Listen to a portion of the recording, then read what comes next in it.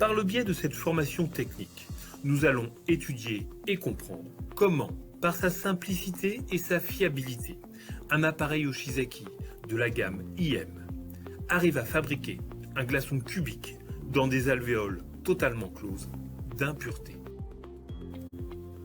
Voici en image 3D reproduit la fabrication d'un glaçon. Tout commence par le refroidissement de l'évaporateur, grâce à la circulation de gaz réfrigérants, associé à une projection d'eau en circuit fermé. L'eau ainsi injectée va refroidir et se fixer progressivement sur les parois internes des alvéoles. Ce remplissage crée un cube de glace dénué d'impuretés.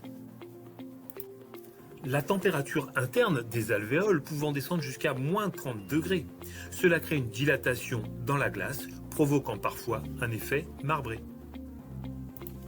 Lorsque la température de consigne basse a été atteinte au niveau de l'évaporateur, admettons moins 17 degrés, le plateau s'ouvre, libérant l'espace pour faire tomber les glaçons. Le réchauffement de l'évaporateur grâce au gaz chaud va permettre de libérer ces glaçons et de tomber dans la réserve. Simultanément à cela, un rinçage d'eau va permettre de nettoyer le réservoir et d'évacuer les impuretés.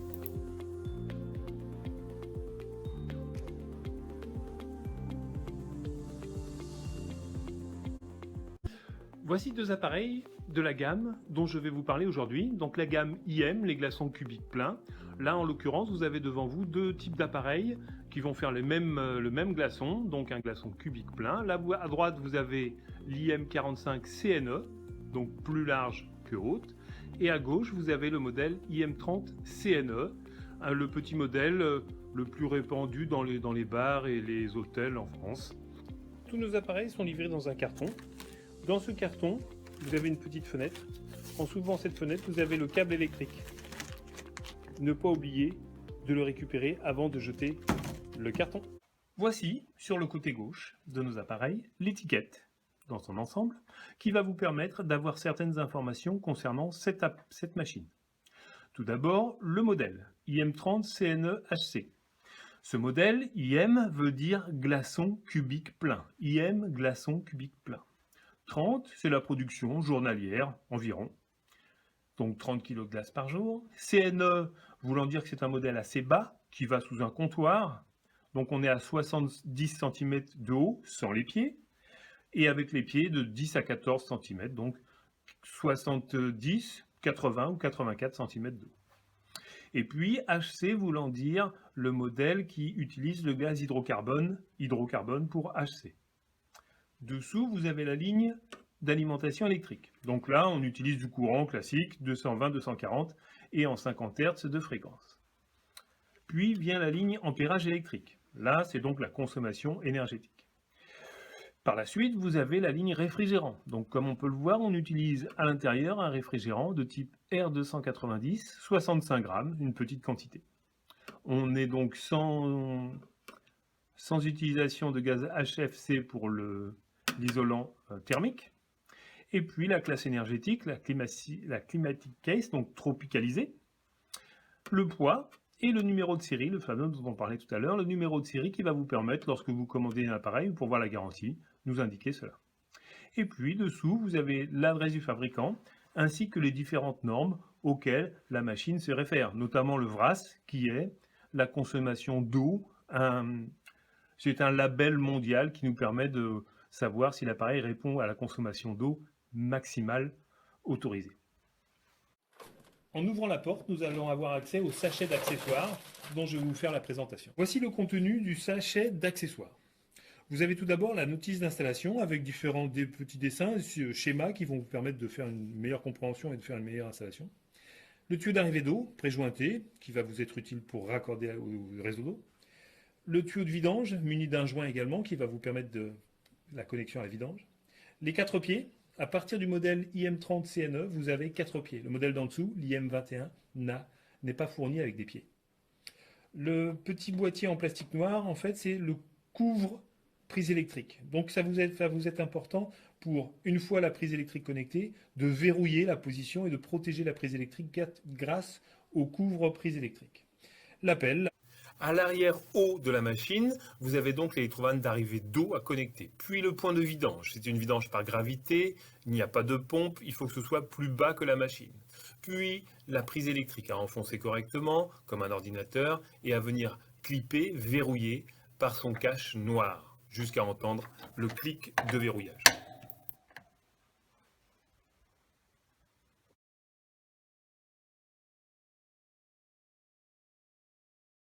Après avoir ouvert la porte pour la première fois, il ne faudra pas oublier de déverrouiller, c'est maintenu par un scotch jaune, de déverrouiller la position de l'interrupteur de bac.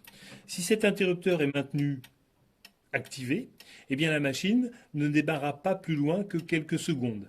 Après, pensant que la machine est pleine de glace, le stockage est plein de glace, la machine ne démarrera pas. Le déflecteur, une fois ouvert la porte, le déflecteur en plastique est indispensable. C'est celui qui va vous permettre de garder la glace à l'intérieur de l'appareil pour éviter toute tombée de glace dans la charnière, dans l'endroit où ça va se fermer. Donc le déflecteur est indispensable. J'ouvre la porte afin de vous montrer la position du joint. Le joint de porte, effectivement, est retirable, nettoyable. Alors, pas dans les machines à laver, mais un coup d'éponge sous l'évier, dans l'évier, sous le jet d'eau. Ce joint a un sens de remontage. Forcément, vous avez le sens de l'oméga mâle qui va rentrer dans l'oméga femelle. Mais au-delà de ça, vous avez aussi un sens avec le bourrelet souple qui n'a pas muni d'aimant, qui ne va pas se monter en haut, tel que là, mais plutôt en bas de la porte, de façon à pouvoir s'écraser lorsque vous aurez remis le joint de porte en position sans bloquer quoi que ce soit. Donc le bourrelet sans aimant en bas. En cas de nécessité de remplacement de la porte, il vous faut tout d'abord enlever le panneau de façade. Ce panneau de façade, une fois enlevé, vous avez accès au ressort de porte. Le ressort, il n'y en a qu'un sur tous nos appareils. Vous le retirez, c'est assez simple. Et vous dévissez les 4 vis qui maintiennent les charnières. Je les ai déjà dévissées préalablement, de façon à pouvoir jouer avec la porte et les charnières et retirer la porte dans son ensemble. Le petit crochet, c'était le crochet pour accrocher le ressort. Vous remplacez la porte, vous remettez exactement à l'identique, vous resserrez, vous raccrochez le ressort et c'est fini. Le capot est fixé par une vis au milieu. Une fois la vis enlevée, vous pouvez basculer à l'arrière le couvercle de façon à avoir l'intérieur accessible. Une fois le capot retiré, vous avez donc accès à l'intérieur. Que peut-on y trouver? Il y a donc l'étiquette intérieure indiquant le code programme de la machine, en l'occurrence PR code H5. Un point important, l'électrovanne d'arrivée d'eau, qui est fixée par 2 vis à l'arrière et connectée à 2 fils électriques sur le dessus, l'électrovanne d'arrivée d'eau. L'électrovanne d'arrivée d'eau communique à la pipe à eau, que voici, par un tuyau souple fixé par 2 colliers. Donc vous n'avez pas besoin d'outils éventuellement pour démonter ce tuyau souple. Ce tuyau souple communique, comme je vous l'ai dit, avec la pipe à eau qui traverse l'ensemble de l'appareil et qui va faire un rideau de pluie pour remplir le réservoir. Donc tout ça est fixé sur un grand support noir qui vous fait également goulotte électrique, où vous allez trouver les différents câblages et les différentes connexions qui vont être serties, protégées, mises en étanchéité sous des sacs plastiques. Si jamais vous avez à démonter quoi que ce soit, n'oubliez pas de remettre les petits sacs qui vont éviter la corrosion, l'humidification des connexions électriques. Que voit-on d'autre? Un point important, un point très important, c'est le point essentiel de la sonde de température. Cette sonde de température est donc un petit câble électrique transparent qui vient être positionné sous un T en plastique fixé par une vis. C'est collé par de la pâte thermique. Il faut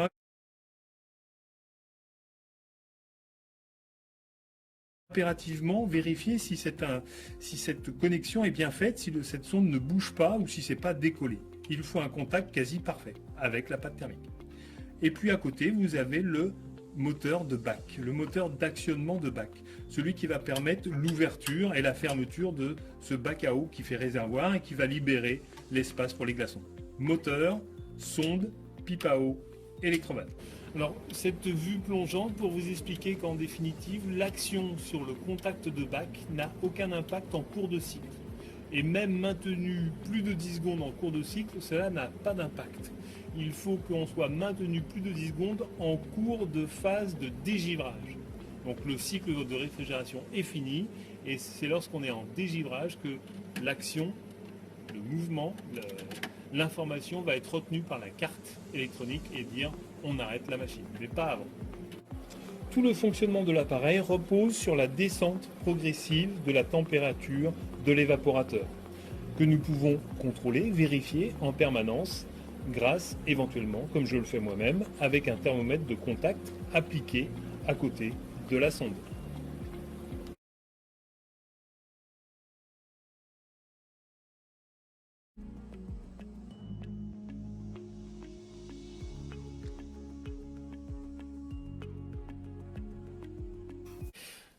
Une fois enlevé le panneau de façade, vous avez accès au panneau de contrôle. Ce panneau de contrôle, par le biais de 3 touches, va nous permettre d'avoir une interaction avec le processeur et donc avec l'appareil.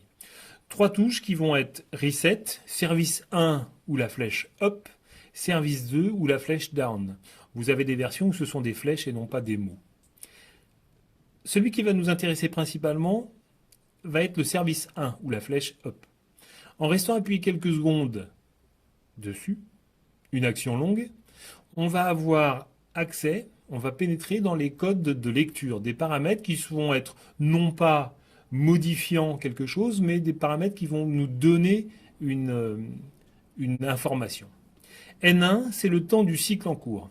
Pour rentrer dans chaque paramètre, pour rentrer et sortir, il faudra à chaque fois appuyer sur Reset, Entrée ou Reset pour sortir.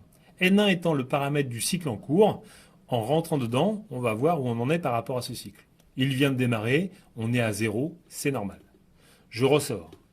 Je vais sur N2. N2, c'est le pourcentage du cycle dans lequel on est. Le pourcentage de vie du cycle, la longueur dans laquelle le cycle est enclenché. Donc là, on rentre dedans et il devrait être à 0 puisque le temps est aussi à 0. À partir du moment où on a atteint une température de moins 0, on a un pourcentage qui commence à découler, qui va aller de 0 à 100. Le travail que la machine a à faire entre 0 et moins 20, entre 0 degré et moins 20, c'est 100% de ce travail et le pourcentage indique ce 100%. N3, c'est une des températures, un des codes les plus importants. C'est la température lue à l'instant T par la sonde de l'évaporateur, autrement dit la température de l'évaporateur. C'est cette température qu'on peut visualiser dans le paramètre N3. Cette température va aller de la température d'ambiance, en l'occurrence moins 19, et va décroître le temps du cycle. Elle va passer de 19, puis 18, 17, 15, et puis 0, et puis moins 10, et puis moins 20, pour atteindre la fin du cycle. N3. H1, c'est le temps du dernier cycle, du cycle précédent. Le temps du cycle précédent, on va pouvoir le vérifier. En l'occurrence, c'est moins 19.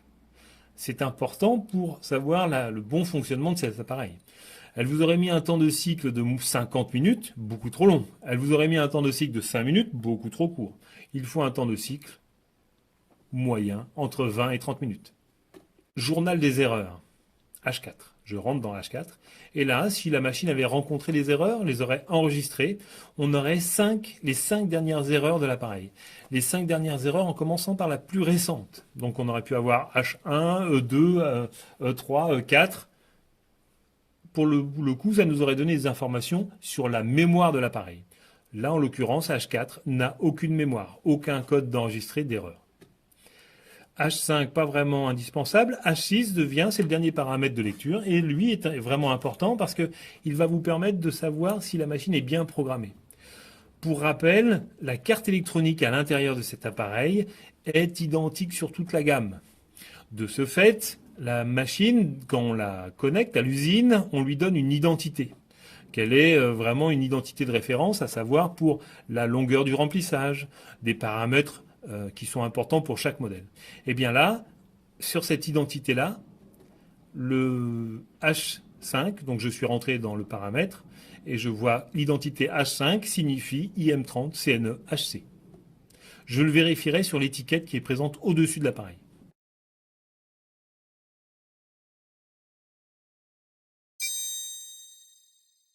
Je vois le code déjà enregistré, je vérifie avec l'étiquette au-dessus si c'est le bon ou avec ma liste qu'on m'a fournie.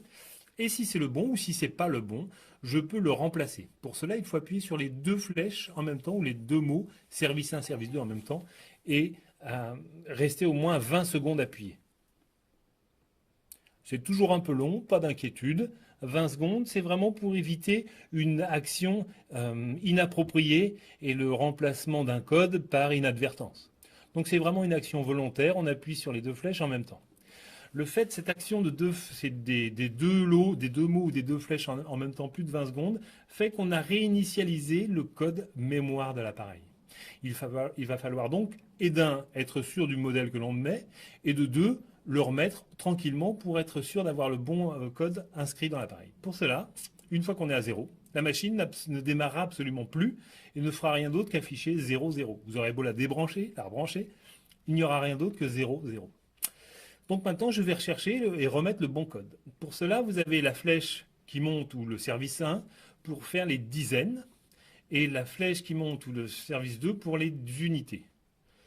Donc les dizaines, on a dit, on va chercher H, le grand H, et une fois que je le trouve, eh bien je arrête d'appuyer sur la touche des dizaines.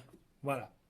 La touche des unités, c'est celle qui va vous permettre de bouger et d'aller chercher H5. Si je vais trop loin, je ne peux pas jouer avec l'autre pour revenir. Il faut vraiment que je fasse le tour des unités de façon à retrouver H5. Voilà. Une fois que j'ai H5, le code correct pour ce type d'appareil, j'appuie sur le bouton Reset de façon à valider mon choix et mon action. Et voilà, la machine a été reprogrammée correctement. Voici dans l'écran d'affichage l'erreur clignotant E1. C'est donc l'erreur que vous allez le plus rencontrer le plus fréquemment lors de vos dépannages. Celle-ci indique donc un défaut de fonctionnement trop long, un cycle de réfrigération trop long. Plusieurs causes. 1. La sonde de température qui est défectueuse, rare mais possible. Deuxième cause possible, le filtre à air qui est totalement obturé, c'est-à-dire le condenseur totalement obturé. Ça, c'est plus probable. Et puis après, le dysfonctionnement du ventilateur ou dysfonctionnement du compresseur.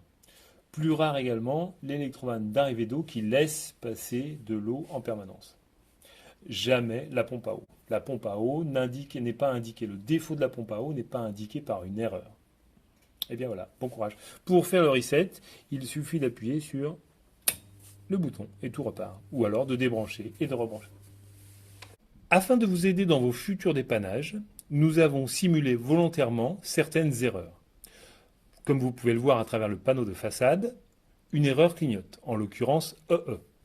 Le code EE indique une erreur assez diverse. Donc nous allons enlever le panneau de façade de façon à accéder au panneau interface et pouvoir questionner la carte. Voici le panneau interface. La liaison qu'on va avoir, la communication qui va être faisable avec la carte électronique va se faire par la touche service 1 ou la flèche qui monte, up. EE étant une panne un peu diverse, nous allons rentrer dans le mode lecture des erreurs, journal des erreurs, afin de connaître plus précisément l'erreur rencontrée. Pour cela, nous restons appuyés sur le service 1 ou la flèche qui monte plusieurs secondes. Nous arrivons au code N1. N1 étant le temps du cycle en cours. Il n'est pas tellement intéressant dans le cas précis. N2, le pourcentage du cycle réalisé. Pas tellement intéressant tout de suite. N3, la température de l'évaporateur. C'est pas ce qui nous intéresse. On va chercher H4. H4 étant le journal des erreurs. On rentre pour accéder au journal des erreurs, pour lire la mémoire du journal des erreurs, nous accédons en appuyant sur Reset. Et là, les 5 dernières erreurs rencontrées par la machine sont affichées en commençant par la plus récente. E4 étant la plus récente, suivie de E3, et les deux tirets indiquent la fin du journal des erreurs. Donc 3 erreurs rencontrées, E4 une fois, 2 fois E4, et une troisième fois E3. Voilà. Maintenant que nous connaissons l'erreur réellement rencontrée, nous allons pouvoir acquitter ou vider le journal des erreurs en appuyant sur les deux flèches en même temps quelques secondes. Sur les deux flèches.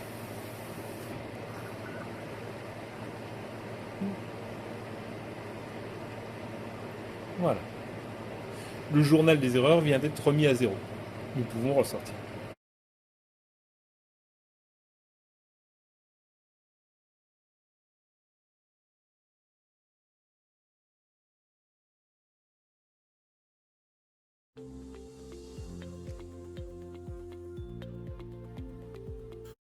Nous vérifions donc N1 qui est de 20 minutes. C'est le temps déjà écoulé du cycle en cours.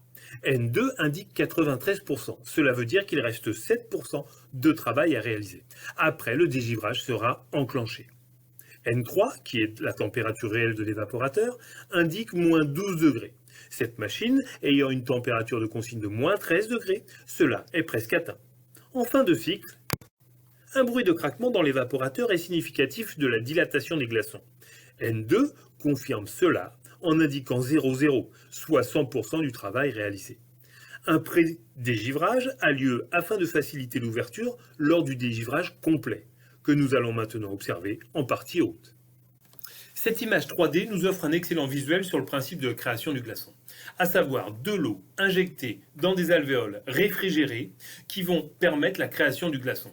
À moins 13 degrés, température programmée sur cette machine. La carte électronique va donc procéder au dégivrage, à savoir en simultané, il va y avoir injection des gaz chauds et ouverture du plateau à eau. L'ouverture du plateau à eau va libérer l'espace, voici l'ouverture, les gaz chauds vont réchauffer et les glaçons vont commencer à se décoller. Les glaçons se décollent à 0 degré. À 2, ils vont tomber, mais on ne refermera le plateau qu'à 5 degrés, de façon à être sûr qu'aucune glace ne puisse gêner la fermeture.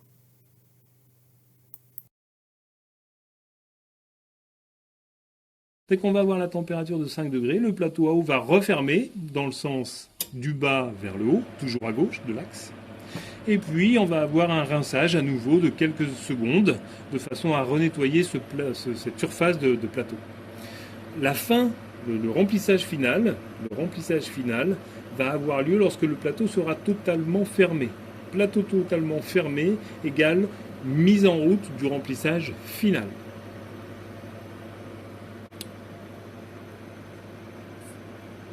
Le remplissage final dans quelques secondes.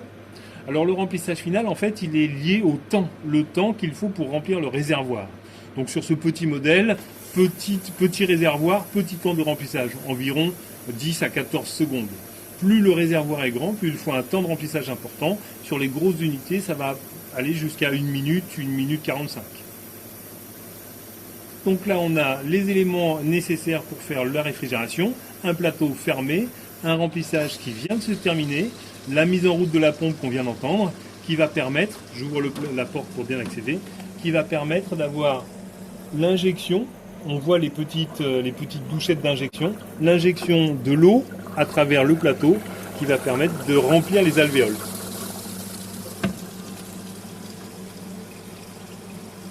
Et là, c'est parti pour environ 20 à 30 minutes suivant les différentes températures et les moments de l'année.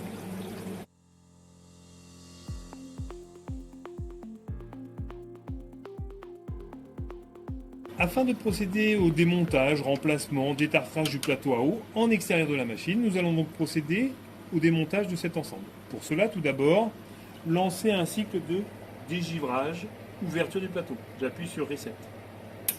Une seule impulsion déclenche l'ouverture, l'arrêt de la machine, la mise en dégivrage et donc l'ouverture du plateau. Le plateau va s'ouvrir. Ce qui nous intéresse, c'est d'avoir un plateau à un ressort accessible. Donc à partir du moment où le ressort est accessible, on va pouvoir débrancher la machine ou arrêter la machine à l'interrupteur. Voilà, je le fais. Le ressort étant accessible, je le déverrouille en le faisant pivoter sur lui-même. Voilà le détail pour sortir le ressort. Le faire pivoter, le soulever, le tirer. Et puis, on voit bien que c'est en dernier lieu l'endroit où c'est ouvert, le crochet, qui va se désolidariser de la came. Lorsqu'on veut le refermer, on rattaque au contraire par le crochet. Donc on verrouille déjà le crochet. Et puis on fait glisser comme ça. Assez simple. Maintenant, je m'intéresse à la pipe à eau. Le but étant d'éviter toute casse. Je vais démonter la petite vis en priorité.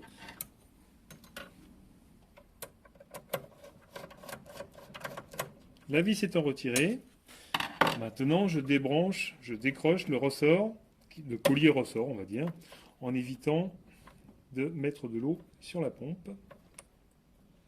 Voilà, je le mets sur le côté. Voilà. Là, j'ai donc la pipe à eau que je vais pouvoir nettoyer, qui ne va plus avoir aucun risque de casser. Maintenant, je prends une clé de 10 de façon à démonter la vis de 10 qui est au-dessus, qui va nous permettre de retirer assez facilement. Alors, je vais aller jusqu'à la chute complète, mais je pourrais très bien m'arrêter un petit peu avant. Voilà, en douceur, je l'accompagne. Voilà. Là, vous avez donc une seule pièce qui vient comme ça, ou au-dessus.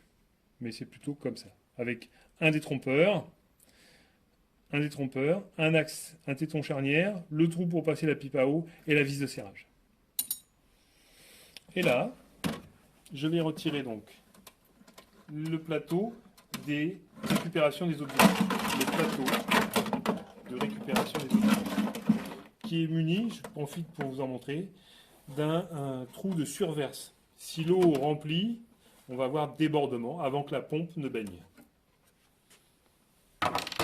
Et là, nous avons donc accès au réservoir d'eau, au plateau qu'on va pouvoir retirer. Voici le plateau à eau, réservoir, que nous venons de retirer de la machine afin de procéder à un détartrage, un démontage plus complet. Première étape, les équerres arrière. Puis les vis de côté. Sur ce modèle, petit plateau à eau, nous pouvons retirer une seule vis inox du côté opposé, un seul ressort qui maintient ce plateau. Sur les gros modèles, il y a donc 2 vis qui maintiennent 2 ressorts. Ce sont toujours des vis. Les équerres vont suivre le mouvement, elles vont tomber. Et puis nous allons nous intéresser plus précisément au plateau à eau, au démontage du plateau à eau. Pour cela, nous décrochons un côté, puis le deuxième, voilà. Et là, les éléments se séparent assez facilement. Avant tout, ce plateau à eau, c'est un circuit. Un circuit qui va donc, l'eau va être poussée par la pompe, par ce tuyau, pour être mise en circulation dans ce labyrinthe circulation d'eau. Afin d'atteindre chaque petit trou central qui vont injecter de l'eau dans chaque alvéole. Vous avez donc par série d'alvéoles 3 trous. Un trou d'injection, le petit, et 2 trous de reprise d'eau, le plus gros, qui vont permettre à toute l'eau qui n'est pas fixée immédiatement dans l'alvéole de repartir dans le réservoir. Donc je répète, les trous d'injection sont les trous centraux, c'est cela dont il faut s'assurer la propreté et la bonne liberté de mouvement. Une fois que c'est détartré et nettoyé, on va pouvoir faire le remontage en sens inverse. Voici la pompe à eau que nous avons préalablement démontée. Celle-ci consiste en une partie électrique, le corps noir, et le corps plastique, flasque et contre-flasque, avec à l'intérieur la turbine. Les 4 vis sont à dévisser, bien sûr, et à séparer. Là, on peut observer l'aimant femelle qui va être entraîné par le moteur et entraîner la turbine à travers le plastique. Intéressons-nous à la partie plastique. Cette partie plastique se sépare. Il y a donc la flasque avant, la turbine et la flasque arrière. La turbine est important de vérifier qu'il y a la petite rondelle de calage. Ne pas la perdre. Voilà. Ces éléments sont à mettre dans le détartrant pour enlever le calcaire. Si vous n'arrivez pas à séparer la turbine de la flasque arrière, vous la mettez directement à tremper dans le calcaire. Celle-ci doit vraiment se retirer et se mettre aisément, tel que cela. Et tourner, bien sûr. Puis, repositionner la rondelle de calage et mettre en dernier lieu la flasque avant. Voilà. On peut remonter l'ensemble. Voici le moteur d'actionnement du plateau. Nous venons de démonter et maintenant nous pouvons procéder à son inspection. Vous avez donc la partie électrique, la partie engrenage et la came munie du ressort. Cette came et ce ressort sont liés par une goupille fendue. Une fois qu'elle est décrochée, appuyée par un chasse-goupille, nous pouvons retirer les éléments. Si on observe bien, la flèche qui indique le sens de montage de la came. La flèche indique le sens de montage de la came. Voilà. Là, on va pouvoir rebloquer ça pour positionner, verrouiller la position de la came. Le ressort se décroche assez facilement. Il faut toujours le faire pivoter sur lui-même.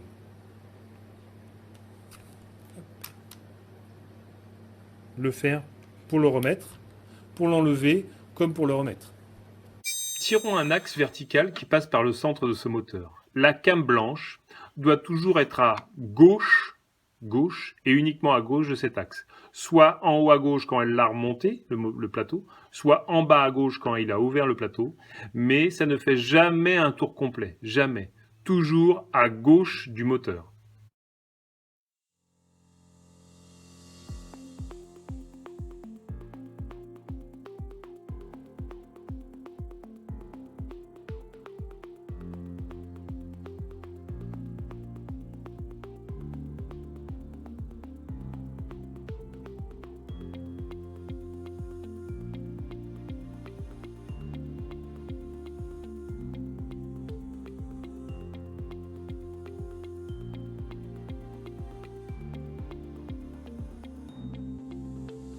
À la flèche du bas ou au mot service 2.